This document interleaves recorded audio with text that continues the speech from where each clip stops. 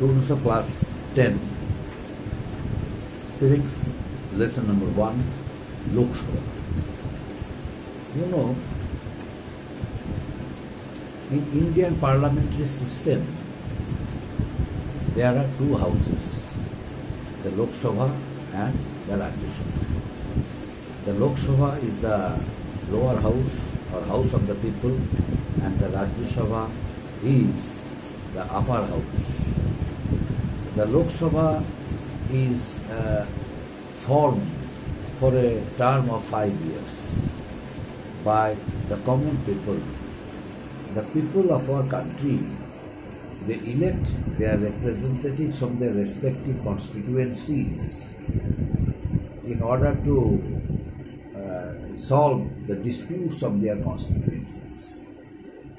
So a person, on being a representative of his or her own constituency by the people of that particular constituency, is supposed to solve the problem of his or her constituency in consultation with the ministers in the House of Parliament, in the process of debate and discussion in front of the Speaker.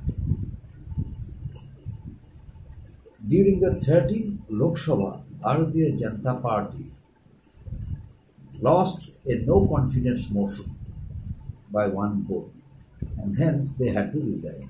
Now, what is the meaning of no confidence? You know, no confidence motion is passed against a government whenever the government fails to gain confidence of the House. In that case, the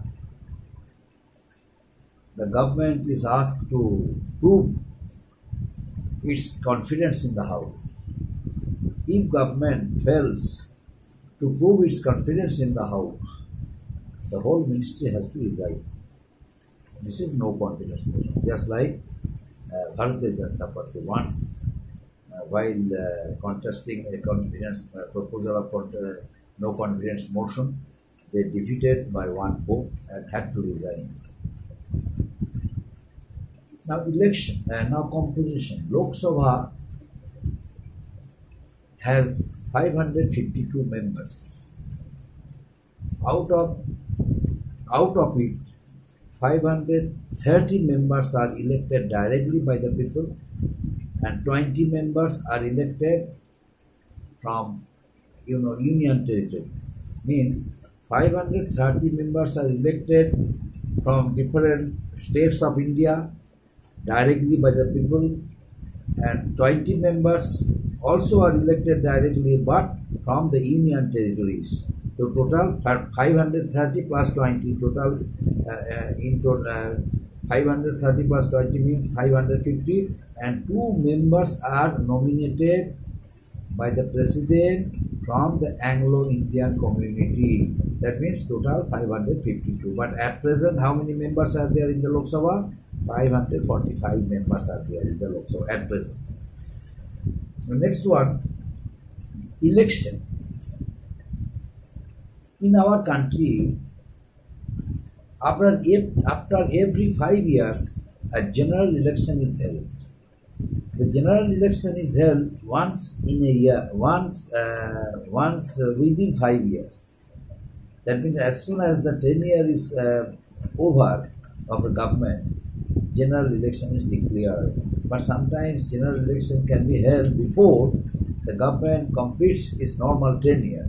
That means whenever the government fails to complete its normal tenure because of the proposal of no confidence motion brought against the government, and government failed to prove it, in that case, before it completes its normal tenure, another election is held, means further election is declared by the election commission, and then another election is held, that is done by the election commission. Election commission is an autonomous body elected by the President of India to look after the entire system and procedure of election So under the special care of the Chief Election Commissioner, elections are held throughout the country. The time when general election, the date of general election is declared. Now next one, constituency.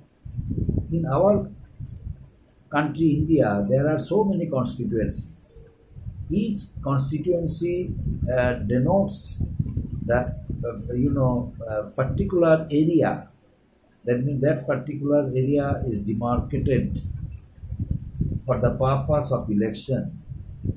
That very constituency belongs to that one, and he is going to contest election. This is known as constituency.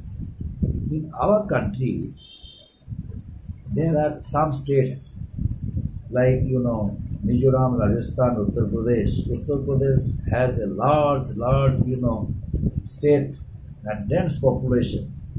80 constituencies are there. Uttar Pradesh has 80 constituencies. Why? Because it's a large state and dense population. Apart from this, Rajasthan also is densely populated, but constituencies are very less in compared to the constituency of Uttar Pradesh.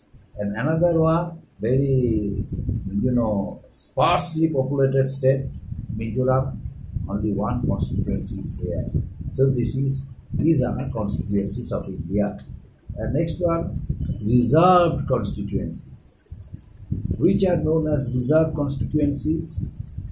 The constituencies which are reserved for particular group of people or communities. These constituencies are known as reserved constituencies. For example, constituencies of scheduled castes and scheduled tribes. That means from that particular constituencies, only the candidates belonging to scheduled castes or scheduled tribes would be allowed to contest election. So these constituencies are preserved for the scheduled castes and scheduled tribes. Why?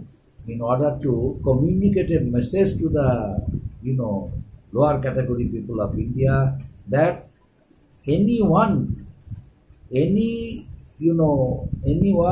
group of people even below poverty line, scheduled castes, scheduled tribes and other castes can contest any election without caste, creed, religion, etc. So everyone can contest election, whether he is low, whether he is high, whether he is rich, whether he is poor. So this is reserved constituencies. And now qualification for membership of the Lok Sabha. Now what are the minimum qualifications required to be the member of the Lok Sabha? Number one, the candidate must have to be a citizen of India. The candidate must have to be 25 years of age, and he must be sound mentally and physically, must be sound health mentally and physically, and the candidate must not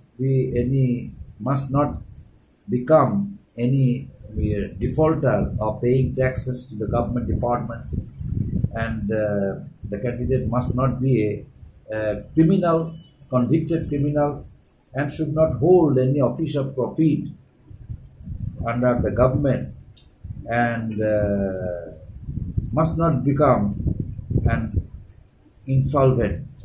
So these are the minimum qualifications required to be the member of the Parliament, a member of the Lok Sabha. Now, what are the disqualifications? There are certain disqualifications also are there, for which the membership are usually cancelled. Like, if any person holds any office of profit under the government of India or state government, his candidature can be cancelled. The person must not be an unsound mind. He must have the citizenship of the country, and his name should be there in the voters list as a voter, and a member of other House of Parliament. The candidate must not become a member of other House of Parliament, that means Rajya Sabha, member of Rajya Sabha, if it is proved that a candidate of Lok Sabha also is a member of Rajya Sabha, automatically, but before contesting election for Lok Sabha, the membership of Rajya Sabha, he has not, from the membership of Rajya Sabha, he has not signed, he has not resigned. In that case, the candidature automatically would be cancelled. So these are the disqualifications. Now, what is the meaning of sessions? The Lok Sabha has to meet 3 times in a year for 3, sessions. Budget session from the month of July to, February to July, and February to May. Budget session is conducted in the Parliament from the month of July to May, February to May, and another one monsoon session. Monsoon session start from the month July and continue till the month September. Another one, another one, that is winter session. Winter session start from the month November and continue till the month of December. So these are the 3 important sessions are generally fixed for the members for debate and discussions. Besides, the President might call an emergency session to discuss other important matters and the matter of national importance and crisis. And President addresses the session of Parliament during the first day, when the first meeting is held in the Parliament. The President addresses the session of Parliament. But before the conducting business, certain offices also has to be fixed by the President. And now quorum. A minimum number of members' presence is required in the process of debate and discussion in the House. This is known as quorum. Minimum number of members to be present in the House at the time of conducting debate and discussions in presence of the Speaker. This system is known as quorum. Okay, after this, my dear students, next day, offices of the Lok Sabha. I shall discuss about offices of the Lok Sabha. Thank you.